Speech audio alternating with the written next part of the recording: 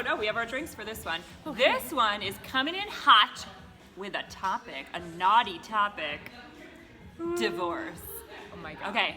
I got a question from someone who feels totally done with their marriage. Like there's no hope. Their husband is a poop head who doesn't do anything around the house and never will. Yeah. But they are terrified, as they said, terrified of divorce. Yeah.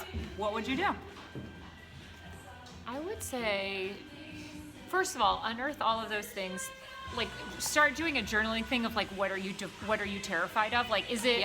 Because there's a million reasons, right? That could be between you and your ultimate happiness and your new true love always, who's just beyond the divorce door. Yeah. But so you got to figure out what's the thing that's holding you back. So then you can decide if that's a big enough barrier to hold you back. Ooh, so I love it. So like a list in your journal. It's like, I'm terrified that my parents will be disappointed in me. I'm terrified that all the people from high school will see that I don't have that last name on my Facebook profile anymore and think I'm a dud. I'm terrified that money is my one. Money. I don't have anywhere to live. Where will our dog go? Like, there's a lot of them, but writing them down, you can then go through tick by tick and see if that really matters. Like, your parents being disappointed in you, well, they're going to be disappointed with you at some point in your life, but actually, that may just be in your head. Your parents probably want you to be happy. And if you're unhappy in your marriage, like, half of us are getting divorced anyways. It's not half of us. Well, sorry, husbands, if you're watching this. Half of the world or the U.S. is getting divorced. It's like, not that big of a deal, right? Right. Also, if I felt miserable in my marriage, I absolutely would get divorced. Yeah. I'm not saying I'm not getting divorced out of stigma. I'm just saying, like, I literally just got married a year ago, so I'm good for now. Which also, if you just got married a year ago and you think divorce is the answer, that's also fine. The one thing that we want to get across right now is, like, you don't have to be afraid of the divorce stigma, and you don't have to think the divorce is the end of your life. Like, just like maybe there was a lot of pressure on you to get married and like, this is gonna work. I know half of people don't end up, but we're definitely gonna stick it out. And like, if you're really clinging to that idea just because it's something that you said 8 years ago or 1 year ago or whatever, like, just reevaluate, like, what will make you happy is now. And also, in terms of the whole world of, like, what's your best life? Like, at one point, this person who you're now married to was your best life. Yeah. But, like, hopefully you've grown. Probably they have. Maybe the problem is you've grown and they haven't. Yeah. Like, life has gone on. Mm-hmm. And if you asked yourself today, like, is this my best life right now? I think that's the question. And so if the answer is not yes, or soon most likely with a tiny tweak or two, the answer is no. Yeah.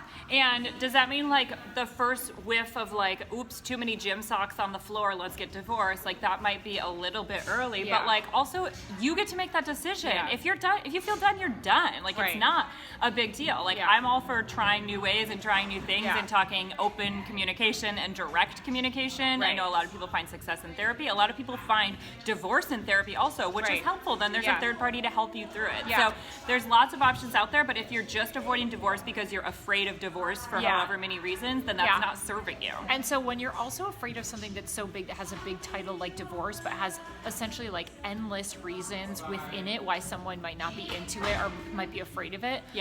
That big, again, the boogeyman in the room, you're like, oh, this big boogeyman's named divorce, and then you can't get past it. But if you're like, oh, when I break it down, the actual reasons are I'm afraid for the kids and I am afraid for money because I sort of slowed down my career. For example, those two things. Then you can tackle those two things and figure them out. For example, not to unearth the white elephant in the room, but we are children of divorce. Oh! Heavens! We are so happy our parents got divorced. And our parents were so happy they got divorced. And they're so happy now. They found people that were much better. They're new people of 25 years. They're so much happier with the people they chose. And literally every person in our generation I know who's gone through divorce now has their actual real sweetheart. Even people who were a single mom and thought, I'm a single mom, no one will ever marry me. Oh, your real sweetie pie is waiting right behind door number 2. You just have to close door number 1. So then you can break down those things. And the money thing, that's definitely a real thing, especially for my Bay Area honeys. And the truth is, if you have slowed down your career, it's time to speed that up. So for sure, like, definitely figure out how to dig back into a career and make some career moves that are gonna give you the financial freedom that you need.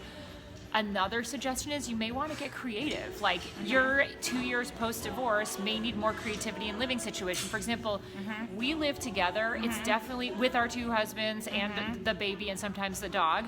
And like it's way cheaper for all of us to live together. And so that's an opportunity and an option that lots of different people could choose, whether it's friend, whether it's roomies. Like you can have a creativity mindset for a couple years before you get to your renewed best life after divorce. Yeah. And also divorce is a legal thing because money has to be sorted out. So like don't think that you'll never have any money again if your partner is the one that makes more money, or if you make more money, you'll have to give all your money to your partner. That's another thing that you're just scaring yourself into staying stuck.